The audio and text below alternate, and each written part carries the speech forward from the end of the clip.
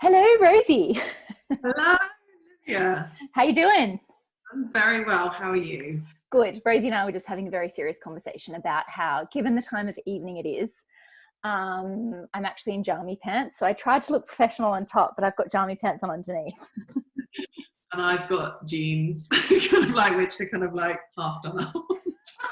Comfort. Comfort all the way. I call them buffet style. Yeah, And the top just pops.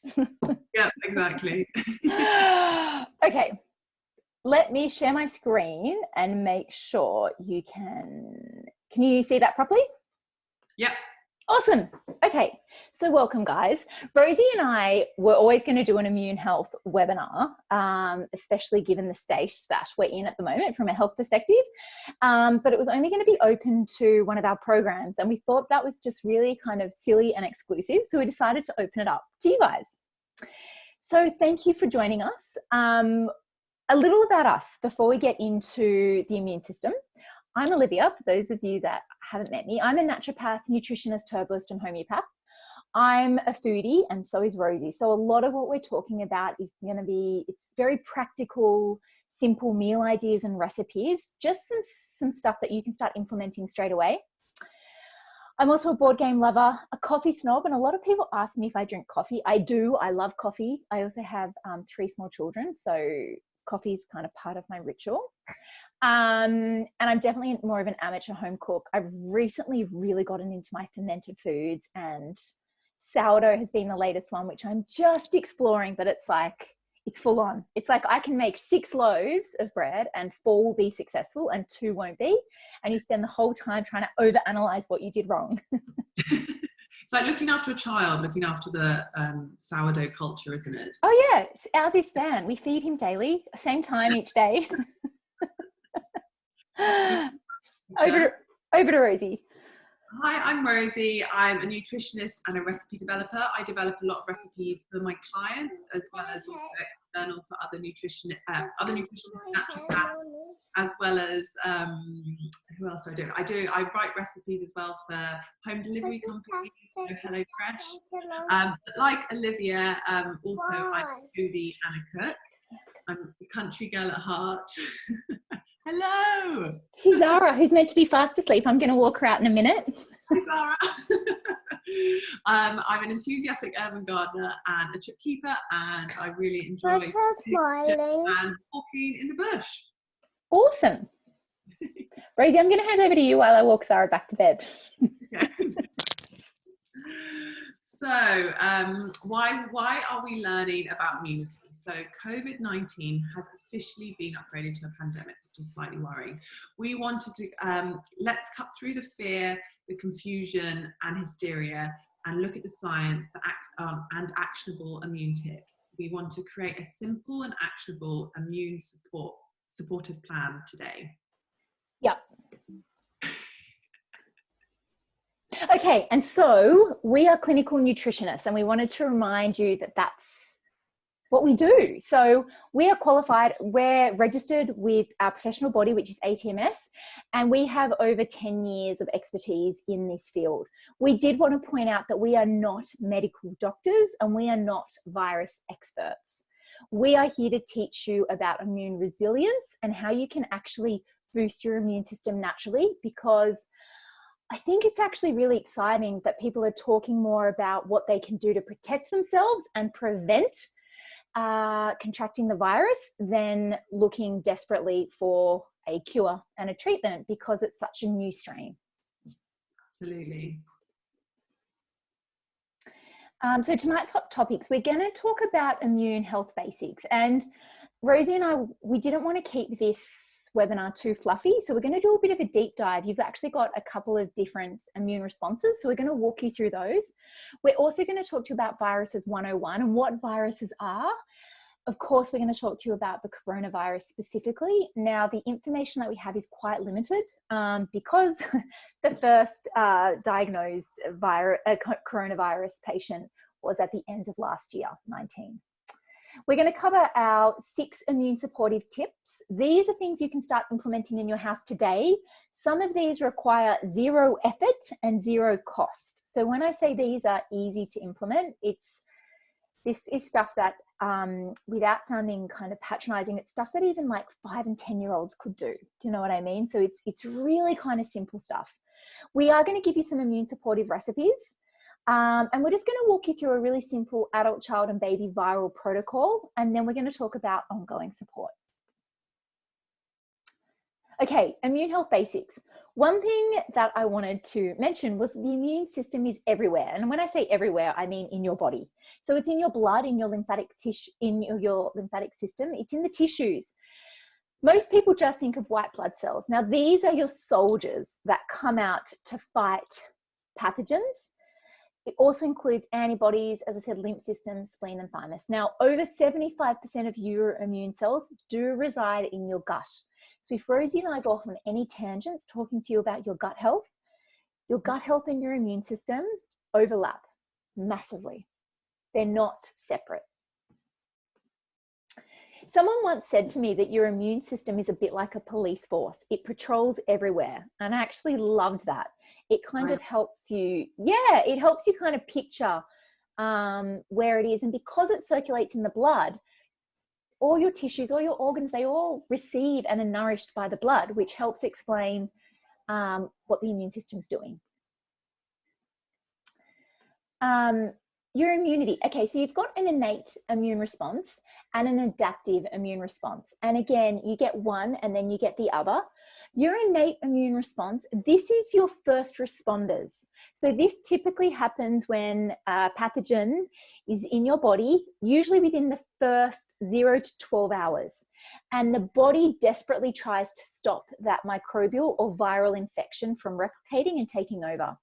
So natural killer cells, these are your white blood cells. These are the guys that come out with machine guns and pretty much just start open fire. They're not even really sure about the specifics of what type of infection or parasite it is. They're just trying to eradicate them. You've also got phagocytes, and these are your dendritic cells and your macrophages. And these are the guys that kind of munch up your pathogens and chew through them.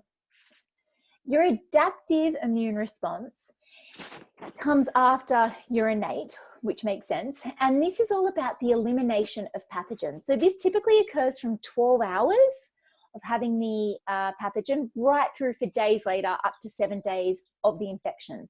So this is your neutrophils, and these guys self-destruct once they've gobbled up and eaten the antigen. It includes some more immune cells, B cells, T cells, and also the development of antibodies. And then something really spectacular happens, and the body can then remember that specific pathogen. And this is when memory cells are born. And think of memory cells as just files going into a filing cabinet. And if the body ever needs to remember how it's responded to a previous bacterial or viral infection, it can open up the filing cabinet and grab them out. I can just see that we're getting people joining us live, which is awesome. Hi guys, can I just ask that you all put yourself on mute, please? And then at the end, totally unmute yourself so that you can ask any questions.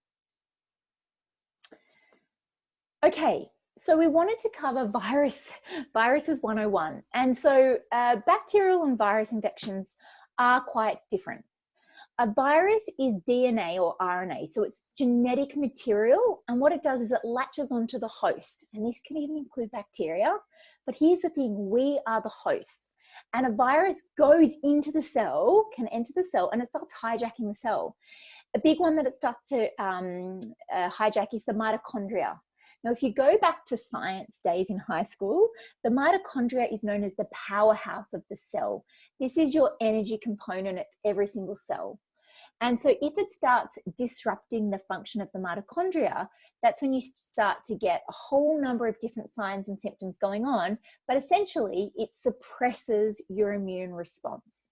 So some examples of different viruses, you've got Ebola, you've got SARS, you've got Epstein, I can't talk tonight, I was telling you this before. Epstein-Barr. Thank you. HIV. So you've got so many different viruses, and coronavirus is an example, obviously, of a virus. The World Health Organization has actually given coronavirus another title. They're calling it public enemy number 1. And so, look, I think initially there was a lot of confusion, fear. there was a lot of hysteria over what coronavirus is. And so we are just going to walk you through the facts. And like I said, the facts are limited because this specific strain has only been around for a few months. So coronavirus is just one of the many viruses that can cause any number of symptoms, from the common cold right through to very severe upper respiratory issues, including pneumonia. So only 6 have previously been identified in humans, including 4 strains. And that the best examples is SARS, which occurred, there was the outbreak of that, which was, it was about 20 years ago. And what they've found so far is the coronavirus appears to mimic SARS up to about 75%. So it's probably the most similar virus that they have to go off in terms of understanding it and looking at research. So since December, coronavirus was a virus that was never before seen in humans. It's now affected at least 162,000 people across more than 140 countries and killed 6,000. Now, 300 cases have been confirmed in Australia so far. So these are just ones that are diagnosed, and 5 people have died. And again, we're going to talk to you a bit more about this, but look, World Health Organization state that only 20% of people that contract coronavirus have it developed where it becomes severe. And then from there, less than 5% where it starts to become a real respiratory concern and it becomes chronic. So the common signs and symptoms of coronavirus, and this is really important because it's quite different to the common cold. So what you tend to see is, as I said, there's real respiratory symptoms. Fever is probably the biggest number 1 sign or symptom. There's a cough, shortness of breath, and therefore the breathing difficulties. It's only in more severe cases that you can tend to get pneumonia, you can get severe acute respiratory syndrome, kidney failure, and even death. As I said, medical experts have unlocked its genetic code, which is about 75% similar to the SARS virus. Now, a recent study from China showed that 88% of people that had coronavirus had a fever and 68% had a cough. So they're probably the 2 symptoms that you really want to pay attention to. And I actually found this image only today, actually, on social media, and I wanted to put it up because it's been released by the World Health Organization, and it's a really great little snapshot to actually see what the signs and symptoms would be of COVID-19. I find that really useful. Yeah, isn't it? Yeah. Now, can I also point out how interesting this diarrhea is rare? So if someone could actually explain the toilet paper shortage phenomenon, that would make a lot of sense right now. And now I think it's just herd mentality. Like, I was the one up the shops this morning saying, no, but for real, we're actually running out of toilet paper. Like, when does the delivery come in? And she was like, I can't tell you. We have security. And she was right. They've now put security out the front of my local Coles. And I live in a suburb, like right out in the bush. So yeah, it's kind of crazy. Okay, so I wanted to point out again a couple of differences with coronavirus. So it's expected that 1 person with coronavirus will actually infect 2 to 3 people. So it is more infectious than other viruses and bacterial infections. It is definitely more infectious than the flu. So a lot of people are trying to compare coronavirus statistics to the flu and saying it's really common. Yes, however, at this point the data is limited, and from what we do know, it is more infectious, which would indicate that it's going to hit a lot more people. It's passed through bodily fluids, so mostly droplets from the nose and mouth, which are expelled during coughing, because coughing is one of those main symptoms.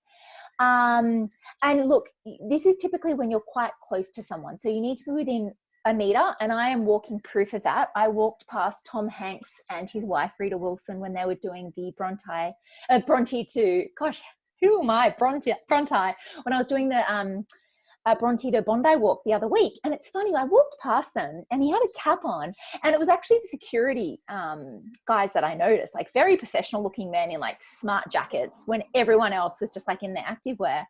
And my husband was like, oh, did you see who that was? That was Tom Hanks. And I was like, no. And thank goodness, I was like, should I run back and ask for a photo and like meet him? And then we were like, nah, who can be bothered? And then, yeah, we found out it was only 48 hours later, he came out with with stating he had coronavirus. So again, at this point, symptoms look like they can take 14 days up to develop, but the most recent research in the last 2 weeks is actually indicating that you'd usually start to get some symptoms if it was going to show within 5 days, and I haven't had that yet. But a big one is from touching contaminated surfaces. So viruses can survive on surfaces. Again, they're not sure, but they're even thinking viruses can survive on surfaces for up to days later. And again, how easy is it to touch a surface and then touch your face? And oh gosh, statistically, we touch our face over an hour, over once every hour, which is pretty common. So I'm pretty sure it was around, we typically would touch our faces minimum 28 times a day. And that's all it takes. And I wanted to show this example. Rosie said to me before, how are you guys doing? And I said, oh, good. My hubby actually worked from home today. And I think they're going to start doing that a lot more because he has just under an hour train trip. And I think it's not even the office environment that he's aware of. He's just actually really aware it is chock-a-block on the train. And you're sitting there for nearly an hour. So again, looking at the research, typically if someone is within 1 to 2 or 3 rows of you and you're sitting there for 1 to 2 hours, then you're definitely at risk of contracting the virus. So how do you kill it? The most simple solution is disinfecting, and that includes your environment and also your body. And so some of the tools that Rosie and I are going to talk to you about are actually supporting your body internally, enhancing your immune system and supporting detoxification. But I like to point out the most obvious is that you want to be washing your hands, nothing crazy. Right? And again, Rosie and I have got a couple of our favorite natural hand sanitizers. You don't need to be overdoing it because our entire human body is actually made up of bacteria. We contain 100 trillion microbes, which means that we are made up of more bacteria than we even are of human cells. So you could be washing your hands forever using 100% alcohol and you would still have bacteria on your hands. But it's about trying to kill what we can and doing it sensibly. So you do want to wash your hands. You want to practice healthy hygiene. And this is where the government is bringing in better ways of helping us isolate and just reducing the social exposure, especially those larger numbers. And I think it's a great example if you think of someone sitting within 1 to 3 rows of you at a movie theater, on the bus, on the train. It's kind of easy to imagine how quickly coronavirus could actually kind of escalate. Exactly. Okay, I'm going to hand over to Rosie now, and she's going to walk you through some of our immune supportive tips. So sleep and stress. These are 2 big factors in immunity, known as immune stressors. We really want you guys to aim for 8 hours a night. That might sound absolutely mad, but kind of like, I was talking to Liv about it actually the other day, and kind of it's accountability, isn't it, Liv? Mm-hmm. It's all to do with kind of actually just dedicating that time to sleep every night, going to bed a bit earlier. With sleep, it suppresses immunity, and with night, otherwise aim for 8 hours a night, otherwise it suppresses immunity, such as reduction in the natural killer cells that we spoke about earlier, and the antibody production. So kind of they're saying that less than 8 hours will kind of actually half that. Practice healthy stress management, otherwise it suppresses immunity. High stress causes an increases in cortisol, so which can cause glucosteroid receptor resistance, which also can cause an increased susceptibility to URT infections. URT infections? Upper respiratory tract, sorry. Sorry. I got all nerdy. You got all nerdy. I was doing it shorthand today with my kids running around. That's why I've already seen quite a few spelling errors, so I apologize. That's okay. A study found that one night of poor sleep, so 5 hours or less, which we said, halves your natural killer cells and suppresses your immune response. Your natural killer cells. Sorry, can I just jump in there? So I've had some people freak out about that. Now that study was done. However, what we know is that the natural killer cells can return to normal, of course, because your body is all about homeostasis and returning to that point of balance. So going back to what Rosie said before, okay, you might have poor night's sleep here and there. It's important for you to know that one night of poor sleep does halve your natural killer cells, your guys with machine guns that kill viruses, But you then need to prioritize really good quality sleep the next 2 or 3 nights, and your levels will return to normal. Sorry, Rosie. Yeah, no, that's fine. No, absolutely fine. Your natural killer cells, as we said before, are white blood cells that bind to viruses and actually kill them. So when we're telling patients you're better prioritizing sleep over toilet paper right now, that is the truth. So just getting an extra hour and, hour to bed early at night is just so crucial. A study found people who have a week of less than 6 hours sleep per night have 4 to 5 times greater risk of developing a common cold. So kind of that's what we want to prioritize. It's amazing, isn't it? I'm amazed by the power of sleep. I often think if we could bottle up sleep and sell it as a supplement, it would be incredible, but we can't do that. Immune supportive tip number 2, eat your veggies. You probably hear from us as nutritionists, we bang on about eating vegetables, but it's just so important. Each vegetable offers such different kind of nutrients that it's so good to eat a rainbow, a collection of nutrient-dense foods. We always want to aim for 6 serves of vegetables a day. That's the equivalent of 6 cups per day. There are so many great tips online with lots of different foodies and other practitioners who are always saying, this is how I get, more vegetables into my kids' meals, grating zucchini, carrot, that kind of thing, hiding it, blitzing some spinach into an egg and making an omelette. So kind of like it's just kind of clever ways of how to get enough nutrition and vegetables into your daily intake. Sorry. Research shows less than 7.5% of Australians actually consume the recommended daily intake of 6 cups a day. Vitamin C, which you find in a lot of vegetables, raw veggies as well, increases immune response, especially frontline defenders, including macrophages. Vitamin C also has antimicrobial and antihistamine properties, as well as anti-inflammatory as well, and antioxidant. It does so much, vitamin C.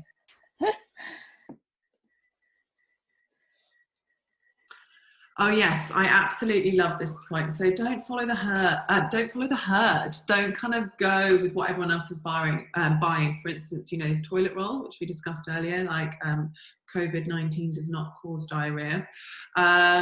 It's so confusing. And processed foods like pasta and baking flours are not nutrient-dense staples. We did on our body launch a whole module on gluten pretty much and what it does to the body, and this is actually inflammatory to the body and can cause more damage than good if you have it in large amounts. Processed foods like sugar, these suppress your immune system, so you like your pastries, your pastas and your breads, and studies show sugar competes for absorption with vitamin C. So if you're having your sugary pastas and breads, think of sugar as blocking vitamin C from getting into your white blood cells, which actually are your protection. Yes. And I think that's such an important point. Cool. Thanks, Rosie.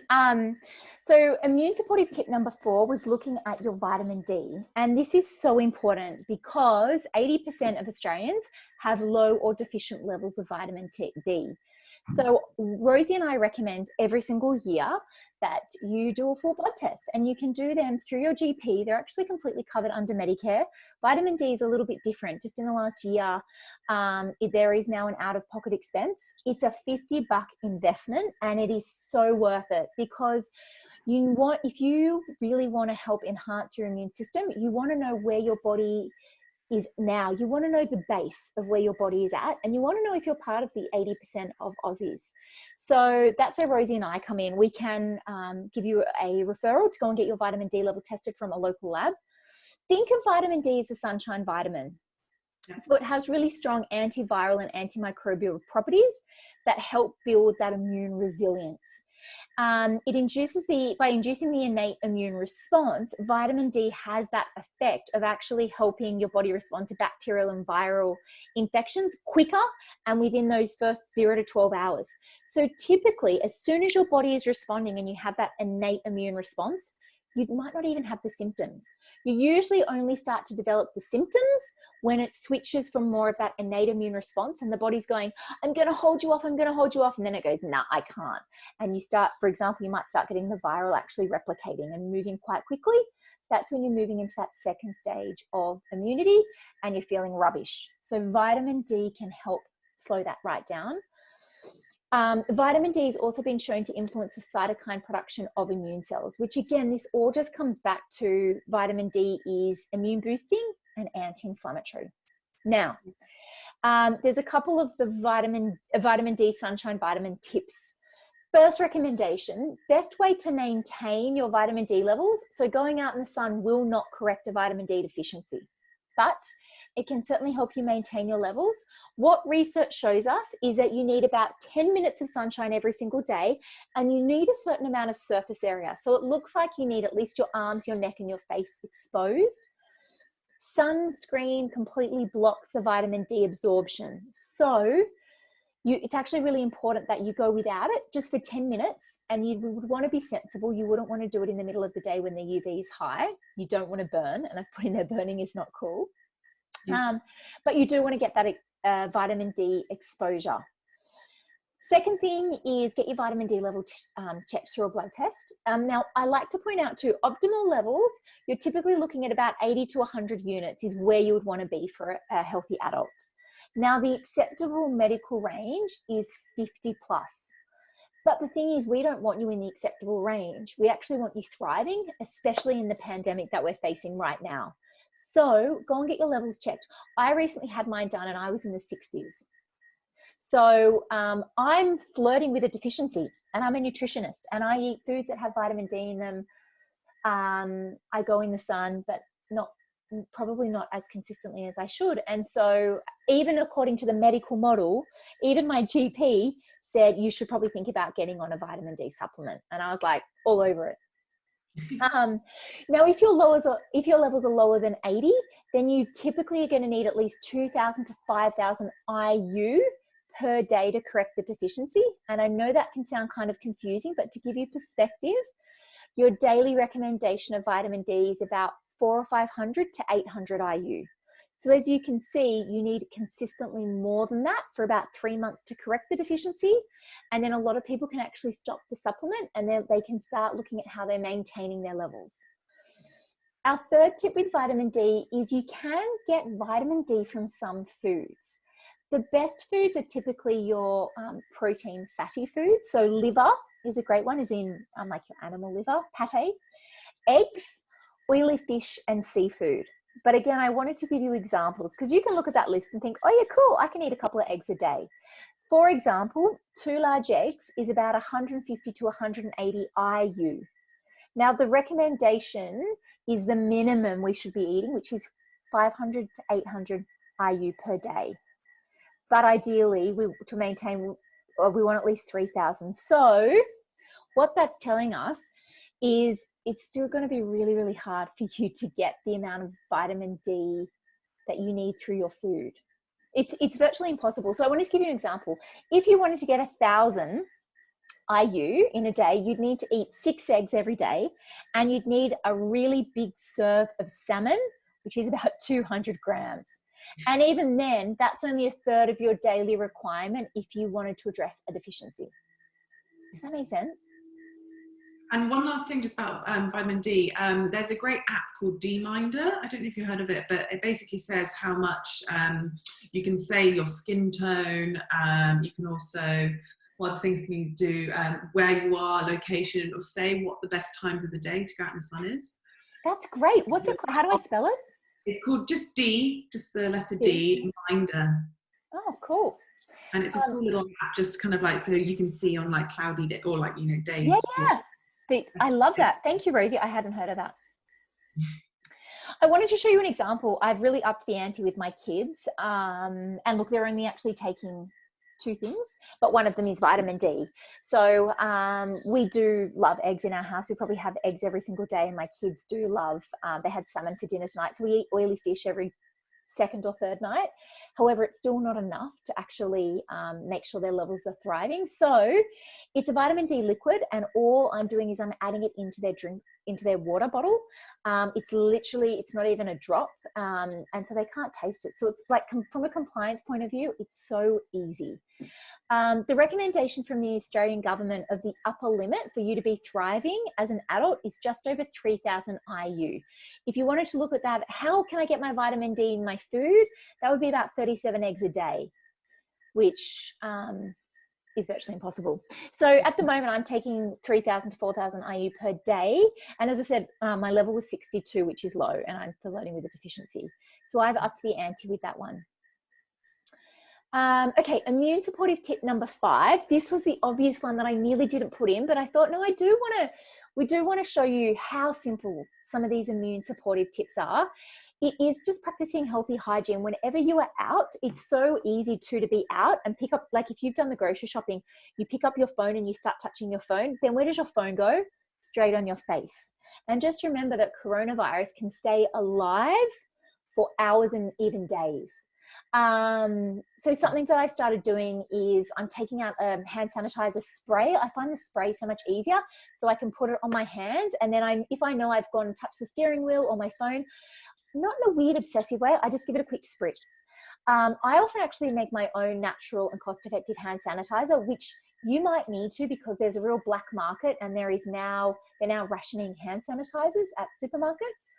I do have 2 options. One, you can use a base of a shea butter and make a moisturizing hand cream, or do aloe vera gel, which we're starting to incorporate some of these in the clinic. And you want to use a high quality therapeutic grade of essential oil, and that's it.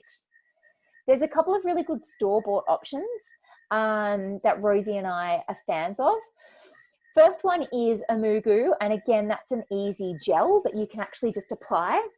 Dr. Bronner has a really nice hand sanitizer that's a spray. And the last one was a brand called Squeaky. I don't know if you've heard of it, but it's a really popular hand sanitizer. I personally haven't used it, but I've had 3 recommendations from patients now. Because there is such a shortage, by all means, check out your local supermarket or your chemist. But I recommend online, probably my favorite place, just where you can at least go and get a wide selection of things that are in stock, is called Nourish Life. And you can find them by Googling, but they'll have some good options for you. Here's a little hand sanitizer recipe that I shared on social media the other day. This is what I have in a little 30 ml spray bottle. It's literally just On Guard essential oil, which has clove essential oil in it, wild orange, rosemary, eucalyptus, like some of your big antimicrobial antivirals. It's also got fractionated coconut oil, just so that when you rub it on your skin, you want to feel a little bit of the residue, with water. And that's it. That's what my son has in his school bag. And again, just before recess or lunch, he literally does 2 sprays, and he's good to go. So easy. So easy. And I said before, you know, 1 bottle cost me like $2.80 to make up, you know, and it's lasting us for ages. That's awesome. The last immune supportive tip that I wanted to mention was looking at Mother Nature. And again, you know, if we're looking at preventative health and preventative medicine, we do want to use Mother Nature, because that's where medicine comes from in its raw form. So herbs naturally contain compounds that can be very immune supportive. So the main ones are mushrooms, andrographis, elderberry, and echinacea. And the two biggies that I wanted to point out to you tonight, mushrooms. I don't know if any of you have heard about shiitake mushrooms. They are full to the brim of polysaccharides, and these are the guys that actually go in and are very stimulating. They can support a healthy immune response in both the innate, so in both stages, in the innate and the adaptive immune response. They have a very strong antiviral property, and that's because they can inhibit and completely slow down that viral replication. Mushrooms are also incredibly anti-tumor. They're using mushrooms in over 600 hospitals worldwide, particularly one specific compound for cancer patients and patients that are currently undergoing chemotherapy, because mushrooms have the ability to improve chemotherapy rates and help keep the white blood cells elevated so that patients can continue on chemo. So mushrooms are amazing. You want to have active and responsive white blood cells so that you're getting that healthy immune response. The second herb that I wanted to mention was Andrographis, also known as the king of bitters. And it's probably the other big herb for antiviral and immune supportive. It does support your whole systemic health. So that's something that I wanted to point out. It's a big one for blood sugar regulation. It's also hepatoprotective, which means it protects liver cells, anti-tumor, anti-inflammatory, etc. It's a great one for virus, bacterial, and parasite infections. So Andrographis is like your broad spectrum antiviral herb, and mushrooms is kind of more specific. Rosie and I were chatting earlier about echinacea. There's a lot of information out there in the media about echinacea. Even as a herbalist, I love echinacea. I do use it. However, you do not want to use it long term. Research shows that you should only be using echinacea in short bursts. It's contraindicated for long-term use because it can cause issues and it can be not effective. So really, if I do put anyone on echinacea, I would usually only have them for up to 2 weeks and then they have a little break. So this definitely isn't an area where you should go crazy and just start grabbing things off the shelf. Definitely go and grab some shiitake mushrooms and get those mushies into your diet from a food point of view. If you do want to up the ante and you're looking for bringing in some more preventative measures, then this is where the mushrooms and the Andrographis are great options. And both Rosie and I can help you work out what's going to be the best solution for you. We're about to get into immune boosting foods and recipes because we're nutritionists. So we do believe in the power of food and using food as medicine. Of course, we believe in using supplements, and we're using supplements, one, to correct deficiencies, and two, to correct imbalances in the body and for preventative health. So these are our top kind of recommendations. As I said, it's mushrooms. Andro NK has mushrooms, zinc and vitamin C, which we're going to get into. Armour Force is a really beautiful concoction, which again has zinc, it has Andrographis, olive leaf and echinacea. Vitamin D drops, which I've mentioned before, which are great options. My youngest is 1 and even she's having vitamin D drops. So vitamin D is one of the safer options for the entire family and really recommended and so cheap, especially compared to like eating 37 eggs a day. Yeah. And a kilo of salmon. I'm going to hand over to Rosie. She's going to walk you through some immune boosting foods, and Rosie has kindly shared some of her top recipes with us because she is an amazing recipe developer. She also does some work for some big companies like HelloFresh. So you guys are in great hands. Oh God. So 10, this was a hard one to put down because there's so many good ones, but these we reckon are the top 10.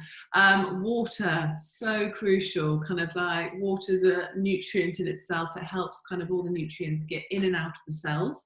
And you know, if your cell's dehydrated because you are dehydrated, nothing's going to get in. Think of like a shriveled raisin. Nothing's going to get through that hard leathery skin of the cell. Bone broth, which is fantastic for healing. When we were talking about kind of like the gut, weren't we, Liv? We were talking about like the collagen, the gelatin, and the amino acids, which are the gut related to immune response. They're connected. Bone broth is a wonderful warming addition. Liver, I'm going to go a bit more in depth later in liver. Vitamin D, obviously it's rich in so many other nutrients, and I think of it as like a nature's multivitamin. Eggs, high in vitamin D and zinc, and also your omega-3s, which is supportive for inflammation. Zinc with seeds, zinc-rich foods are really crucial. We're going to go into depth into zinc as well. A little bit of science coming in. Fermented foods, so crucial and so easy to make. Liv is, like she said earlier, is a fantastic, is getting really into her fermented foods, kind of like her sourdough, sauerkraut, kimchi. Do you make your own kombucha? I have in the past. The kids and I are so impatient because you need to leave it for days. We just end up drinking it and it's not fizzy. And I think from a price point of view, I don't mind paying for someone who's made kombucha because there's a lot of hours in it. With sauerkraut, on the other hand, when it's literally a cabbage and some salt, I do have an issue with paying someone for cutting up some cabbage and shoving it in a jar. So exactly. And maybe adding a bit of fennel seeds or something. Right. So I'm a bit picky, but we've got some good recipes we're going to share. Yeah, definitely. Resistant starch is crucial. If you were part of Body Launch, we went heavy into resistant starch and why we love potatoes, cold and cool, cooked and cooled, sorry. Cooled and cooked. Whatever. Yeah, and also oats, kind of like they're slow release and they're just fantastic to incorporate into your everyday. Lentils and legumes, high in protein, fibre and starch. Again, oily fish, Liv touched on it earlier. Yeah, your salmon, your tuna, your trout, your herring, your sardines. Make sure the salmon's wild caught. It is available now in Coles actually. And Costco. And Costco. Is it? Yeah, they've got some really good like wild caught stuff. I popped my Costco cherry on Saturday, and it's a pretty fascinating place. I mean, I love watching people. It was also not the place to go, by the way, with the coronavirus pandemic. However, we have a food shortage locally, so I went there, but I was so impressed. They have really good quality dairy in terms of goats and sheep's products, and really good quality seafood. And some of the meat looked not bad. I generally, I'm not overly picky, but I really like to know where my meat's coming from. And I prefer, they had like organic options, grass-fed options. So yeah. Fantastic. Yes, and then so kind of Costco and is your place for your oily fish, rich in vitamin D as well, and your EPA and DHA, which is anti-inflammatory, and then the herbs, turmeric, anti-inflammatory. Anything else that you want to say about the herbs, Liv?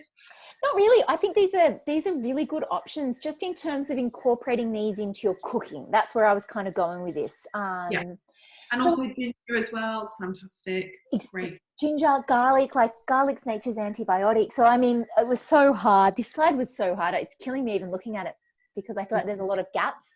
And but mushrooms, those dry, I don't know what you think about, you can get like dried shiitake mushrooms that you then soak. I love them. Yeah. You just have to soak them long enough. I often put them in soups and stews and they're still a bit like hard to get through. So, but again, from a price point of view, I love them. Yeah. I actually added some into some liver pate the other day just to kind of get that extra kind of nutrition. Oregano oil to be taken in moderation, would you say? Yeah, exactly. So this is not 1 and 2 that you drink internally or you take and you just use willy-nilly. When you're using top quality essential oil, oregano essential oil is so strong it will blow your head off if you use too much of it. So to give you an example, when I make a bolognese sauce for my family, so there's 5 of us and typically I'll do enough for leftovers for the kids the next day. So to feed maybe 6 adults, you would say, I do 1 drop of oregano oil. That's it for 6 adults. So you need a tiny, tiny amount, but it is shown to be the most antiviral, immune supportive oil. Yes, no, definitely. And also the fresh herbs as well, the oregano and all your fresh herbs are rich in that. Yeah. Okay. Liver. I said I go a little bit deep dive into liver. Let me just sorry. Yep. I know we are running slightly over. Here we go. No. Here we go. Sorry, I was getting my correct slide. Oh, into liver. Going back. Oh, sorry. I need to eat dinner. We were there. Okay, here. Over to you. Liver is fantastic. It's been kind of, I know it's not everyone's cup of tea, and I do appreciate that. The thought of it, I know, sends some people's knees to jelly. But I just wanted to share from an evidence-based perspective that organic liver, gram for gram, is one of those most nutrient-dense foods that you can eat on this planet. It's a concentrated form of vitamin A. This vitamin rapidly depletes during times of stress, gut dysbiosis, also known as leaky gut, which you might hear being thrown around, high alcohol intake, pollution, people who are on a low-fat diet, etc. There's so many things that deplete vitamin A. One of vitamin A's function is appropriate for this immunity webinar.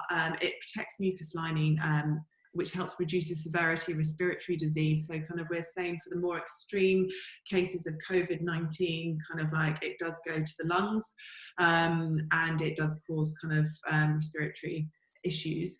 So vitamin A is a great one to be taking, and you can get kind of the natural form via liver. By doing this, enhances our immune function and stops us from getting sick. Also, what I love about liver is its very own B vitamins, so collection of B vitamins. These group of vitamins help our body obtain energy from food. A boost of Bs are fabulous for stress, energy levels, and PMS. They're also beneficial for good vision and normal appetite, healthy skin, nervous system, healthy red blood cell formation. And in some cases, if you're lacking iron, a good boost of Bs can actually help you get back on track. Rich in essential minerals, so your calcium, your iron, your magnesium, zinc, potassium, and selenium, some of which selenium's antioxidant, great little mineral to have there.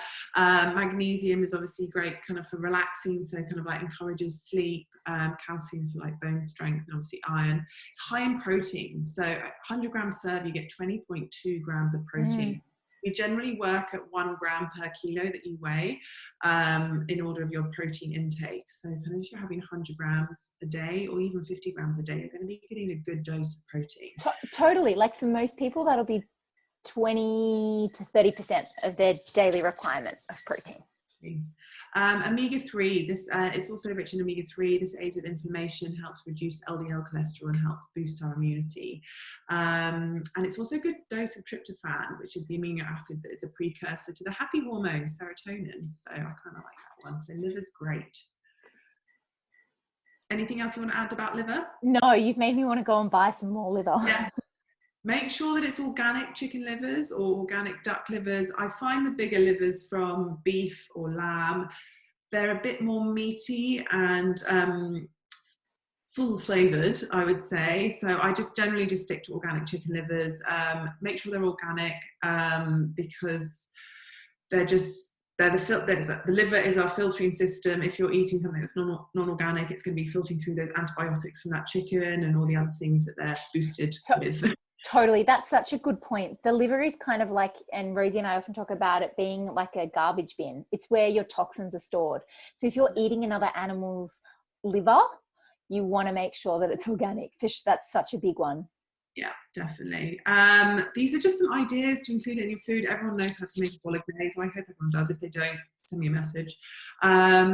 Finely chop it and stir it through. If you have that kind of ickiness, like dealing with the blood and the liver, the look of the liver, you can actually ask your local butcher. I've had a few kind of clients who've actually done that, and he can incorporate it into some ground mince for you, if there's any mince left, because I know mince is a bit of a shortage at the moment. Homemade chicken liver pate, I've got a great recipe that I will share with you guys. It's my grandma's recipe, I think. It's real classic. But, you know, just great. You can freeze chicken liver pate and just in like small little pots and just bring it out when you need. And it's also kind of, you know, less likely chance of listeria in it or anything like that because you're making it fresh there, ready to go. Slow cooked beef dishes, another little addition in there. Do you have any other areas that you like to add liver into? I think just fine, however you have it, a little bit goes a long way, and just you're better off having small amounts of it frequently than just having kind of going for chunks of it. I do find grating is the best. When my husband and I were actually living in England, my girlfriend's English, and she's like, oh, you got to do liver. And I was like, okay. So I did it in dinner and he ate it. I think he was gagging a little bit. And then I sent it cold liver in for him to eat the next day at lunch. And he sent me an email. He was like, don't ever do that again. That wasn't even funny. So I feel like I overdid it. And then I once made chicken liver pate. And again, I probably should have done like a third of the recipe. I love pate, but the quantity that you make was quite remarkable. So again, I ate pate for about 3 days and then couldn't eat it again for the year. So my recommendation is definitely just lots of little bits. And it's such a good option for kids. Again, you're better off to get, liver is, like Rosie said, it's a whole food form of a multivitamin. And Pete Evans does beef liver capsules. So again, if I have some patients that are like, no, forget it, Olivia, I will not do it. I still think liver is a really beautiful way to get all those vitamins and minerals in. But start with the food option. I think it's great. Go with that first, definitely.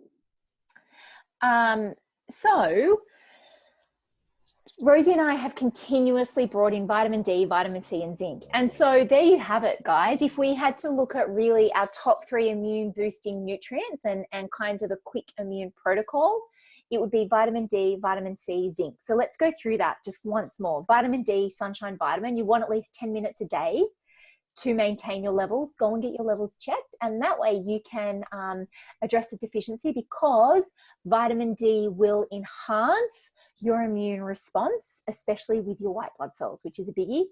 Vitamin C and zinc are the 2 most researched nutrients that will help your body recover from a cold or flu or virus.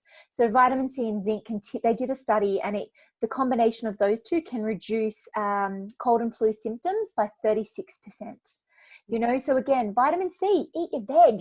A lot of people ask me about chewable vitamin C tablets. I'm not a big fan.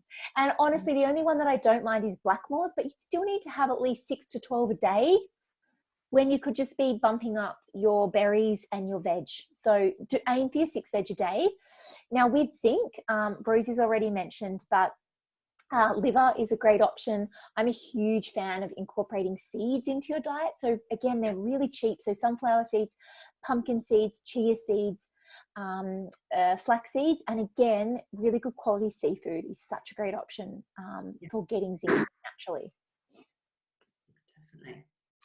So we're going to do a bit of a deep dive into zinc. So strap yourselves in. This one will take about 5 minutes, and then we'll actually bring it all together and wrap it up. So enjoy this one. Go for it, Rosie.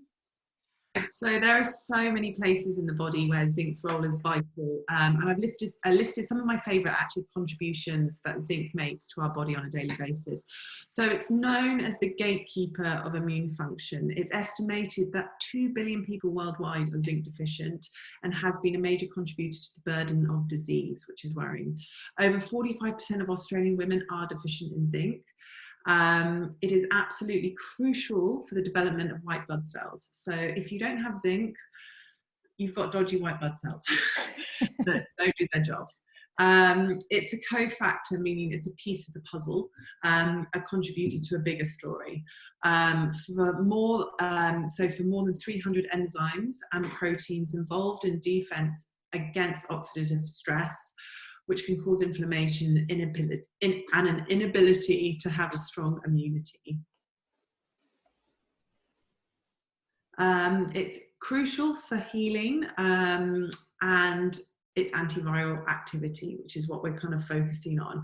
Research has actually shown for it to inhibit replication of certain viruses without putting too much chemistry out there. The zinc ion is encased in protein. This is why protein is essential for your everyday. So think of that one gram per kilo that you weigh, that you should be eating in protein. And also your body's ability to break down protein is so important too. And zinc is responsible for that. I've included the sources, so if you guys want to have a look at it later. It helps with regulate gene expression. So it's crucial for reproduction actually, meaning that making and the repair of DNA helps with the absorption of the B vitamins. It supports inflammation as it enables for prostaglandins to be made. These are part of the inflammatory response. So think of Liv when she talks about the innate and the adaptive immune system, kind of that's part of the inflammatory response. Involved in the secretion of neurotransmitters, and it's crucial for brain health and mood, and supports the body in times of stress. So kind of during, lack of sleep and that kind of thing, as well as kind of daily stresses of work and life that gets in the way. It controls hormones that are messengers from the organs such as the testes and the ovaries. So it has, and these are only, I mean, I could have kept going. These are literally like a handful of what zinc does in the body. What can rob your body of zinc?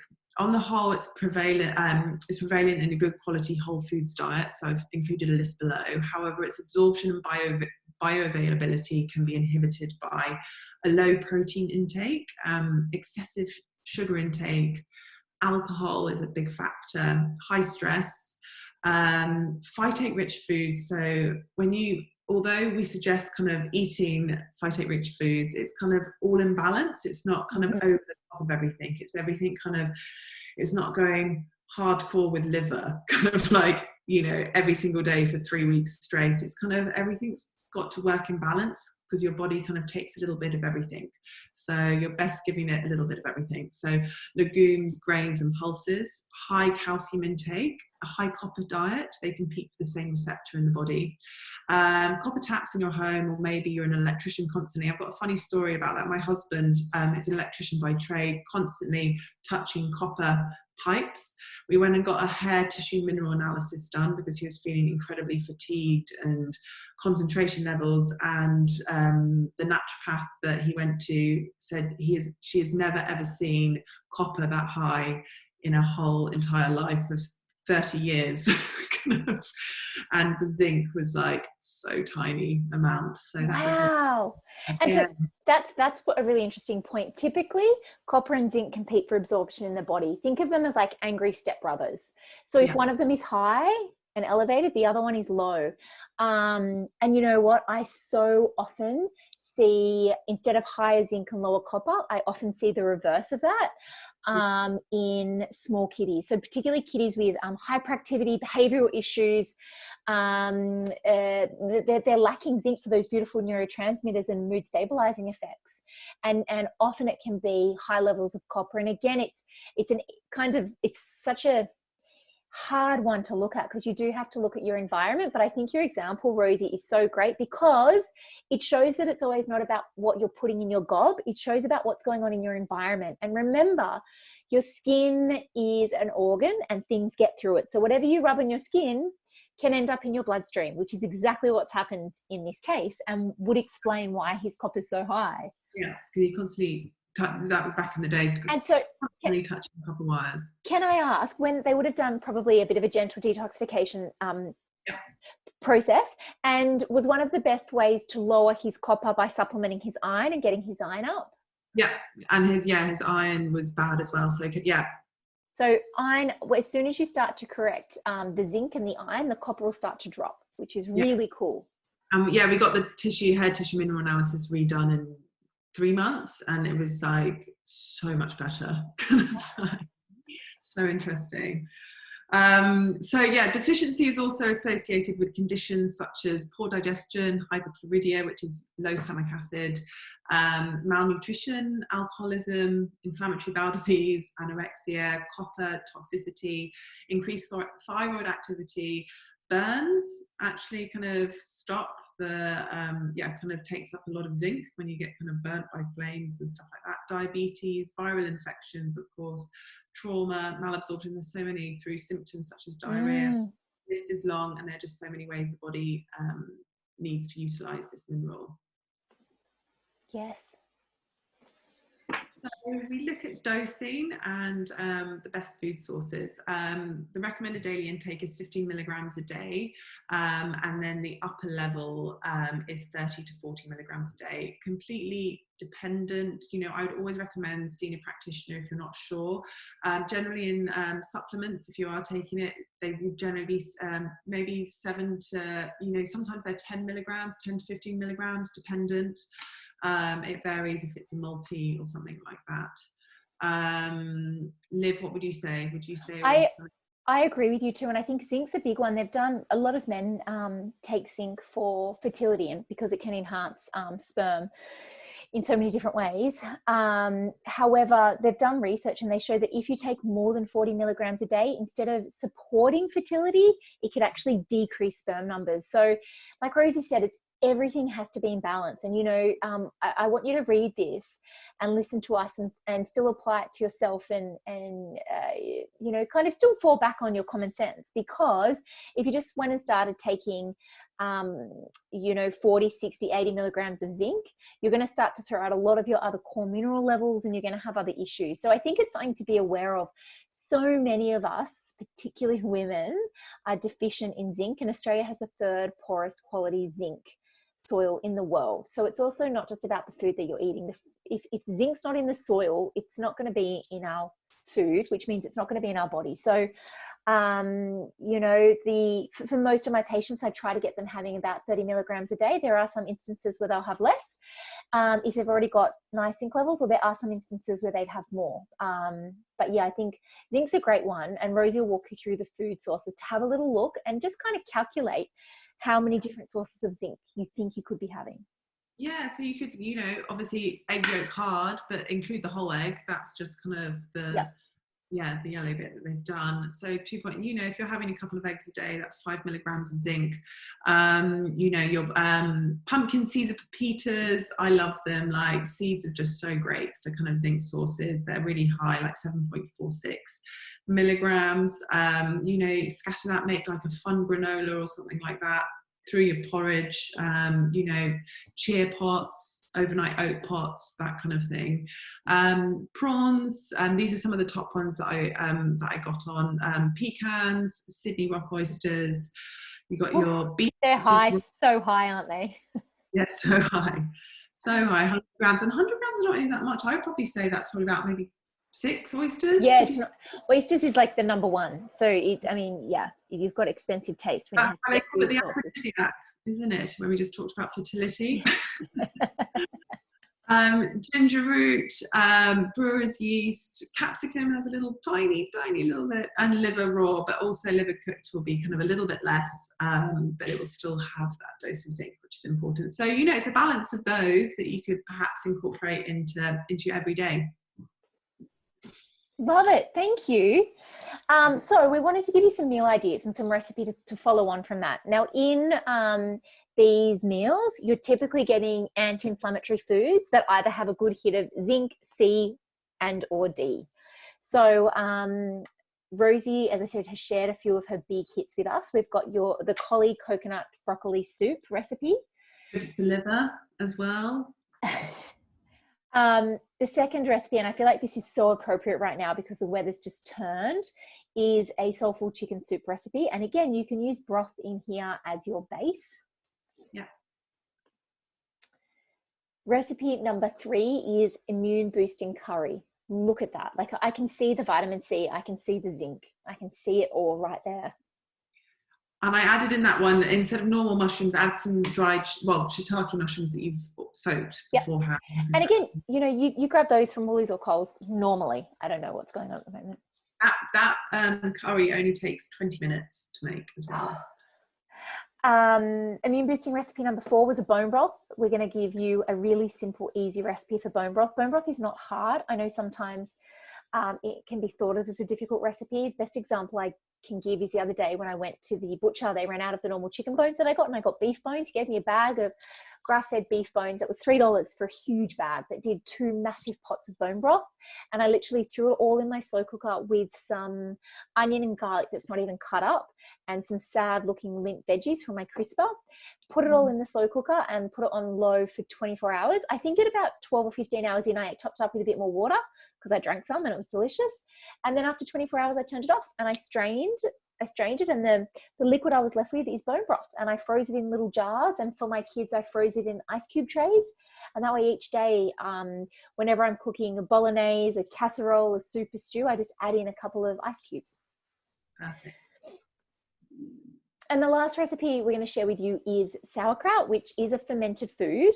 The reason fermented food is so supportive of immune health is that it's so restorative to your gut, and it can help seal and heal your gut lining. And again, your gut health and gut wall is so imperative to your immune system. Essentially, you want to have a nice thick mucus lining. That's really important because it helps keep the pathogens out of the blood. And what can happen sometimes, particularly if you're tired, if you're stressed, if you're eating a diet that isn't ideal, processed foods and things that are coming in, is your gut lining starts to thin. And instead of, water and some small molecules like minerals passing through the gut wall, getting into the bloodstream so they can go around and nourish the cells, you end up with larger undigested food molecules leaking through that gut wall, which is not good. And so sauerkraut is a really simple, beautiful way of helping restore your gut lining and actually support the good bacteria that's living in your gut. And, the sauerkraut recipe that we've got, it's literally a cabbage and some salt. And then you can get fancy and add in a couple of seeds like fennel or caraway or something if you want, but that's it. So easy. So easy. And going back to what Rosie said before, the recommendation with sauerkraut is have 1 or 2 tablespoons. each day or every second day. You are not sitting down to a bowl of sauerkraut. It's just lots of small bits. And again, a lot of people are at the moment asking me about probiotics. Yes, probiotics are very useful in times of illness and also for wellness. The most research strain from an antiviral point of view would be the LGG strain of probiotic. But again, rather than reaching for a supplemented form, focus on your diet and just sit and look at have you got a few natural sources of fermented foods like the kombucha, yogurt, labna, sauerkraut, kimchi, even a soy sauce or tamari, you know, it's fermented. Or Rosie and I are big fans of miso, you know, just adding in some miso into any soup broth. Yeah. It's easy, you know, so we're going to email you through those recipes with all the different steps tomorrow as well.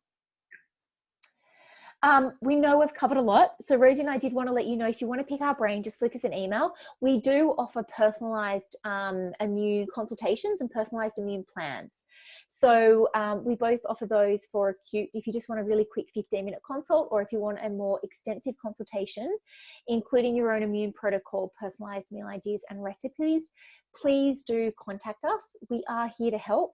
And I think the biggest thing that we want is for you all to have the level of education and understanding that we don't need to be fearful and scared, but we do need to be making steps in our home to protect ourselves and protect our family. And, you know, hopefully, you know, it's really clear just how easy it is to enhance your immune cells, get those natural killer cells up, get them firing, get your white blood cells responding effectively. And as I said, it's vitamin C, vitamin D, and zinc. So please stay connected with us. As I said, you'll get an email from us tomorrow so that you can rewatch this webinar because we've covered a fair bit.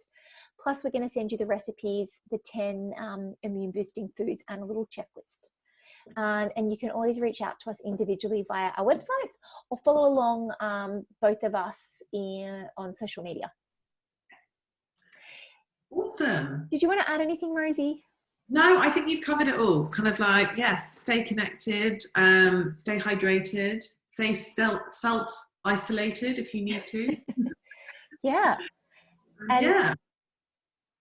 I'm, as I said, I think this time it is unraveling, and I know it's eerie, but I think it's also a really amazing shift where, as I said, people are looking at health and wellness and what we can do, which is really empowering. And that's what the doctors are asking. The doctors are asking us to become more aware about what we're doing, think about our symptoms, think about the food that we're eating, get your vitamin D level, you know, do all those things that you can do now rather than waiting until you have a cold, a flu, a virus, etc. Awesome. Thank you so much. Beautiful. Thank you, guys. Just for those that are live with us, feel free if you wanted to unmute yourselves if you have any questions and we can answer them. Hopefully we can answer them. If not, we'll be honest and we'll tell you we can't. Questions? Nope, that's okay. I can see that they are staying muted. So that's good. Hopefully we've answered it and we've made it all really clear. Awesome. Thank you. Bye, guys.